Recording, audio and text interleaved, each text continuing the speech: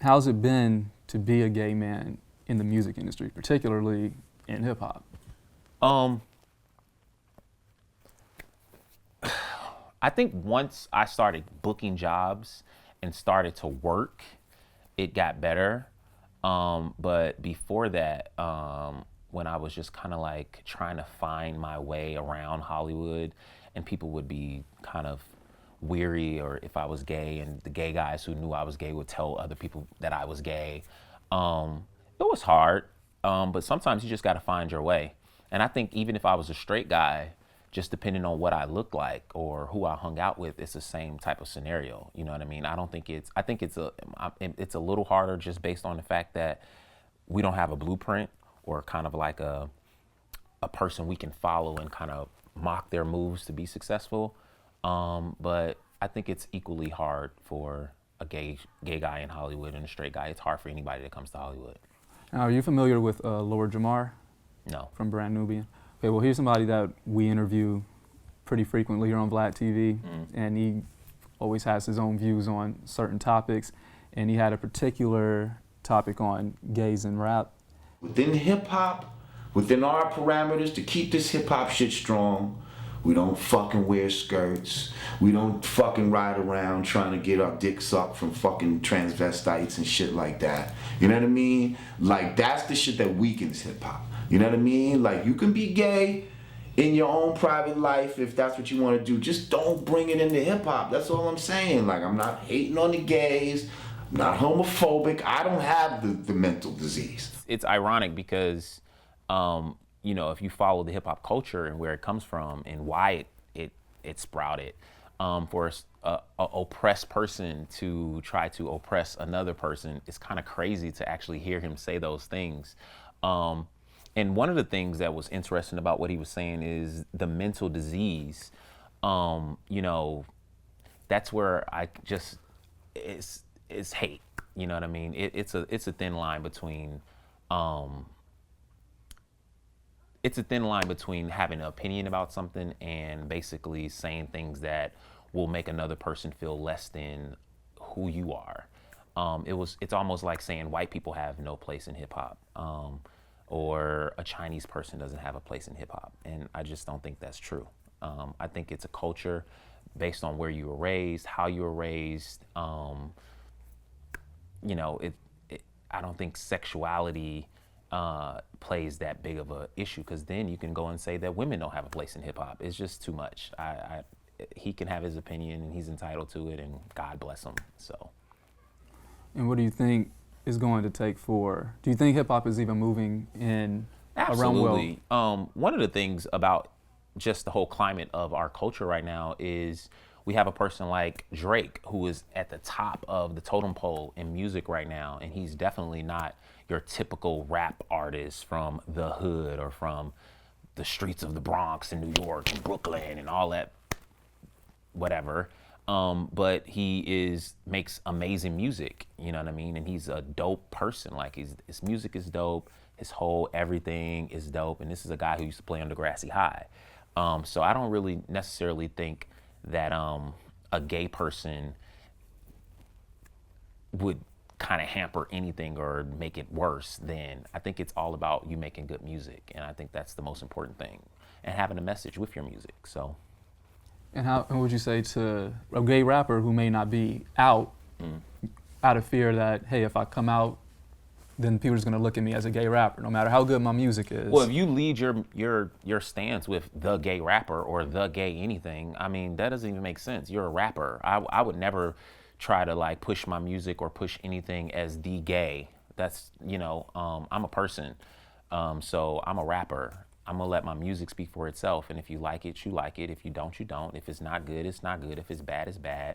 I don't need the gay to be in front of it to make me feel like I have a place. You know what I mean? Yeah. So. Now, in your time in the industry, have you come across closeted homosexuals that us as the public viewers might look at? I have friends who are 110% homosexual, but to the public are 195% straight. And we don't follow each other on Instagram. We don't follow each other on Twitter. We don't tweet each other. We don't text each other publicly. And you know what? You have to respect that, because these people worked hard for their careers and their brands. And they know that being gay at the time when they started their careers could have destroyed them. Do I think it's cowardly or anything outside of that? No, because people have dreams, and sometimes people have to do what they have to do.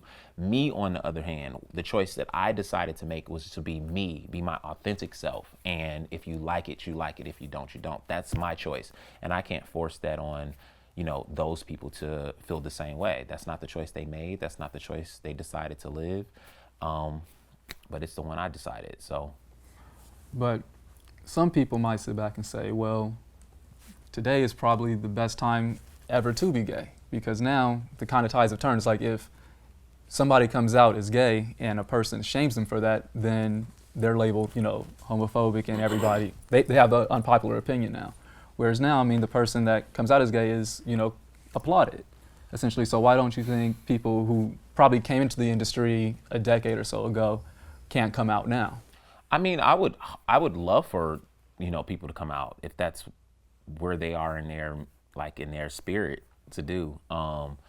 But it's not that easy. You know what I mean? You have to realize that if these people have been living a straight life for X amount of years and they come out as gay, how many people will be hurt in the process of that? You know what I mean? Just imagine, I don't want to use anybody in particular, but just imagine a big time rapper who is like this big rapper who has had all these relationships with all these different women and got kids and family and friends who believed in something, and to come to find out that they were not really into that. I think that's a hard choice for someone to make in their life. So I think it's easier for a person to just start anew or just be themselves from the beginning than it would be for someone who is already solidified themselves.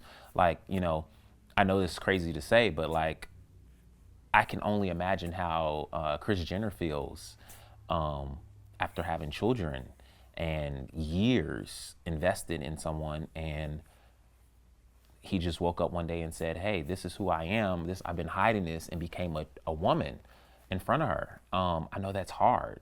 So I don't know if that's something that I wouldn't necessarily want women to feel or face, or just kids or anybody. You know what I mean? It's a very hard choice. I think if you're going to do something, I think you should try to be yourself at first.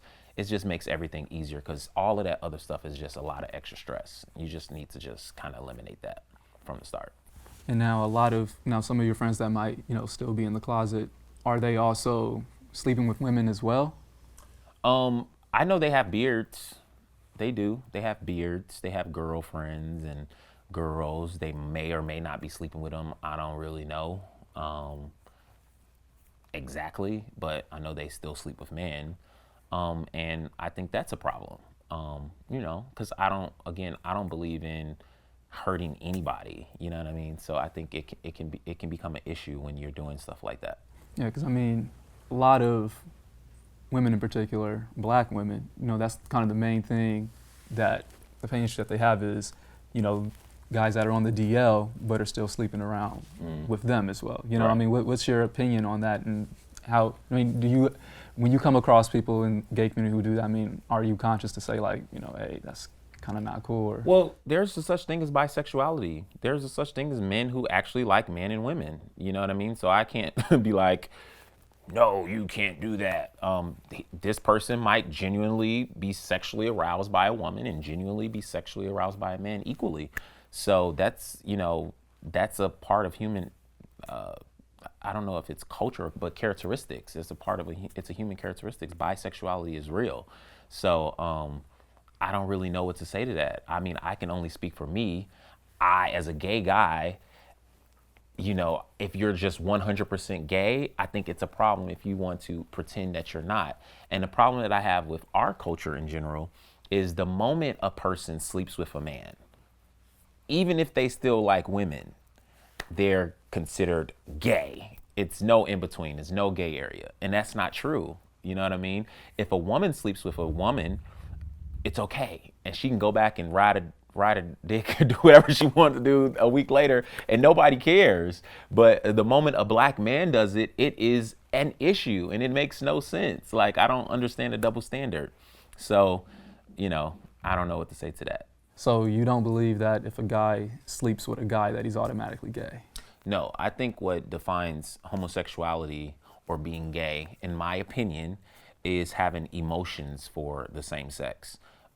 Physical acts don't necessarily put you in a box. You know what I mean? Like, when I was sleeping with a woman, that didn't make me straight, right? So if a guy experienced something with another guy, that doesn't automatically make them gay. What if they did it and they hated it? You know what I mean? Or, you know, whatever happened. I don't think it's fair, and I don't think it's actually true. But if I can honestly say I'm in love with you and you're a guy, that's different.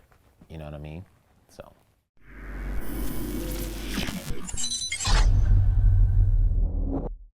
Michelle handed Beyonce the phone, and she was like, hey, are you gonna come? And that's when I told her, you know I live 45 minutes away from the airport, so even if I wanted to come, that's not gonna happen. Like, I'm like, nobody called me? And then she just gave Michelle the phone back. My favorite thing in the book is letting people know that you gotta watch how you treat people, because you can go to a radio station and you can see somebody that's the trash man and you can treat them like shit. And you can go to that same station a year later and that trash man might be the program director.